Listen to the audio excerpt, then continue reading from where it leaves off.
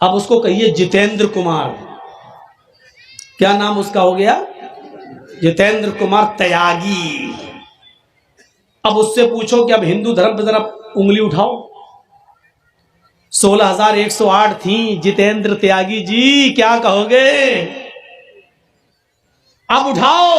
मोहम्मद साहब की 12 बीवी पर बड़ी उंगली उठाते थे, अब जो 16,108 रखा था उसके ऊपर उठाओ उंगली। रामचंद्र जी को भगवान का दर्जा दिया जाता है, फिर भी रावण उनकी पत्नी सीता को लेकर भाग गया, भगवान अपनी पत्नी को नहीं बचा पाए। अब उठाओ उंगली।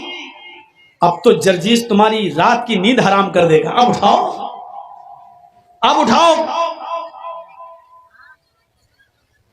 कोई बात नहीं, चेंज हो गए, यहां किसी को परवाह नहीं है। अच्छा हुआ, मेरे हिसाब से बहुत अच्छा हुआ कि तुम बदल गए, उधर चले गए, क्योंकि अभी तक मुझे इस्लाम का भी दिफा करना पड़ता था और यह कहना पड़ता था कि वो रास्ते से भटक गया है। लेकिन अब गैर मुस्लिम होकर एक हिंदू धर्म में आकर तुम इस्लाम पर कीचड़ उछालोगे तो कोई फर्क नहीं पड़ता। इसलिए कि आरएसएस, बजरंग दल पहले ही से उछालते हैं, तुम भी तो उन्हीं के पालतू कुत्ते हो, तुम तो अपने आप उछालोगे, कोई फर्क नहीं पड़ता हमारे ऊपर, इस्लाम के ऊपर भी कोई फर्क नहीं पड़ता। बड़ी टिप्पणियां हो रही हैं, मैंने भी एक कमेंट किया था, सब कुछ बदल गया, अपनी मशीन कैसे बदलोगे?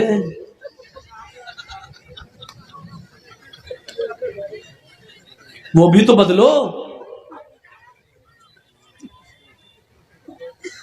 मोदी जी उसको चाहिए कि अमेरिका भेजकर उसका खतना खत्म करवाएं, क्योंकि इंडिया में तो कोई ऐसी सर्जरी है नहीं कि जिससे खतना खत्म हो जाए। वो बीच वाली मशीन से जिंदगी भर मुसलमान ही रहेगा। वो अलग बात है कि उसका कुछ भी हो, कहीं भी चला जाए किसी भी, लेकिन मिडिल में जब वो कभी पेशाब करने जाएगा तो कहेगा कमबख्त यही चीज तो और कहीं बदल गई होती तो अच्छा होता। वो जिंदगी भर याद रखेगा अपनी मशीन को कि ये मशीन, वो तो अच्छा हुआ कि छिपी हुई रहती है, छिपी हुई, लेकिन वो अकेले में जब भी पेशाब करेगा तो वो अपनी मशीन को जरूर गाली जरूर देगा, कमबख्त तू ही मुझे शर्मिंदा कर रही है, सब कुछ तो बदल गया, तू भी बदल जा कमबख्त। हो सकता है उस धर्म में बड़े बड़े चमत्कारी बाबा मौजूद हैं, हो सकता है कि ये भी बदल दें। हम तो मशवरा देंगे रिजवी साहब, किसी हॉस्पिटल में जाके उस बीच वाली चीज को खत्म करा दीजिए और बीच वाले ही बन जाइए।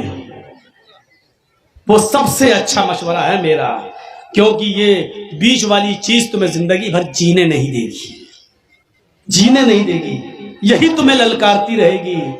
जब पेशाब करेगा पूजा करेगा, हवन करेगा, होम भू भुर्भुआ सब कुछ करेगा, लेकिन जब पेशाब करने जाएगा कहेगा कमबख्त तू ही मुझे शर्मिंदा कर रही है, यहीं से मैं मुसलमान नहीं, यहीं से मैं हिंदू नहीं हूं, यहीं से मैं त्यागी नहीं हूं, यहीं से मैं ये नहीं हूं।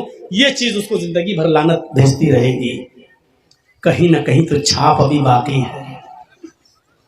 तो अब जिंदगी में जिसके दिमाग में जो घुसा होता है वही, तो यहां से बीच से मत उठिए। मेरे भी दिमाग में वही घुसा हुआ, हैदराबाद वगैरह में एक दो ऐसा हुआ, बीच में एक आदमी आया, मैं समझा कहीं जा, उठाया, बंद कर अपना, है उठाया, चली कुर्सियां, माइक फेंके गए, ये हुआ, अंडे चले, टमाटर फेंके गए, बहुत कुछ हुआ हमारे साथ हमारी जिंदगी में। खैर अब तो अल्लाह का रहमो करम है। तो मेरे भाइयों, तीसरे इस मंत्र पे गौर कीजिए, एशाए, एश लोगो, इसका तर्जमा भी वही हुआ, आए लोगो, एशाए ईश्वर देगा, एश हाय लोगो, एशाए ईश्वर देगा, मामहे मामह को, मामह, मामह का माना भी होता है जिसकी बहुत तारीफ की गई हो, मामह। इसका भी संस्कृत में हिंदी तर्जमा देखेंगे नालंद विशाल शब्द सागर में, तो मामह के आगे लिखा है प्रशंसक, जिसकी बहुत तारीफ की गई हो, प्रशंसित जिसकी बहुत तारीफ की गई हो। एश यानी मोहम्मद, एश ऐ लोगो, एश आए ईश्वर देगा, मामहे मामह को, नराशंस को, मोहम्मद को क्या देगा, शतन निष्कान, शत 100, निष्कान सिक्के सोने के, शतन निष्कान, क्या देगा? 100 सोने के सिक्के। दशस तराजा, 10 इस तराजा हार, 100 सोने के सिक्के, दशस तराजा 10 हार। त्रीणी शतान्य वर्तान, त्रीणी 3 शत 100, शत 100, त्रीणी 3 शत 100, त्रीणी शत 300 वर्तान अरबी घोड़े। एक चीज का तर्जमा देखिए, कोई पंडित भी नहीं बताएगा, अल्लाह की कसम पोल खुल जाएगी उसकी। त्रीणी 3 शत 100, 300 वर्तान घोड़े, त्रीणी शतान्य वर्तान 300 अरबी घोड़े देगा। सहस्त्रा 10 गौनामा, सहस्त्रा भी बताया था 1000, सहस्त्रा 1000 10,000, सहस्त्र 1000 10,000 गौ गाय।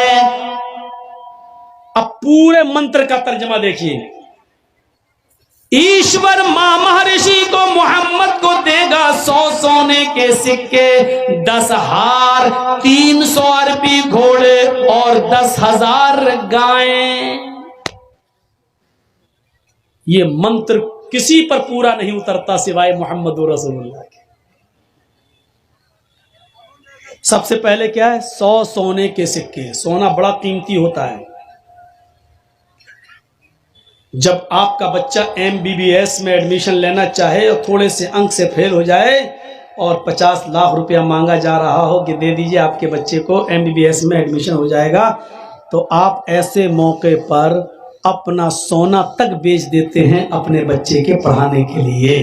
100 सोने के सिक्के का मतलब 100 कीमती लोग। और इल्म एक ऐसी दौलत है जो सोने से भी ज्यादा कीमती। इल्म के हुसूल के लिए मां अपने बच्चों का सोना तक, अपने जेवर तक बेच देती है अपने बच्चों को पढ़ाने के लिए। तो मतलब क्या है? अल्लाह मोहम्मद को ऐसे 100 आदमी देगा जो सोने के सिक्कों की तरह कीमती होंगे, यानी इल्म हासिल करने वाले होंगे। मोहम्मद रसूलुल्लाह के उन 100 सहाबा की तरफ इशारा है जो मदीने के मस्जिद नबवी के बाहर एक चबूतरा बनाता और उस चबूतरे पर बैठकर वो इल्म हासिल किया करते थे। मेरे भाइयों, जिनको असहाबे सुफ़्फ़ा के नाम से याद किया जाता है, जो इल्म दीन हासिल किया करते थे, जो पढ़ा करते थे, उनकी तादाद 110, 11, 12, 116 के इर्द गिर्द थी। इसलिए अथर्ववेद के अंदर लगभग आया है कि ईश्वर मामा ऋषि को देगा लगभग 100 सोने के सिक्के।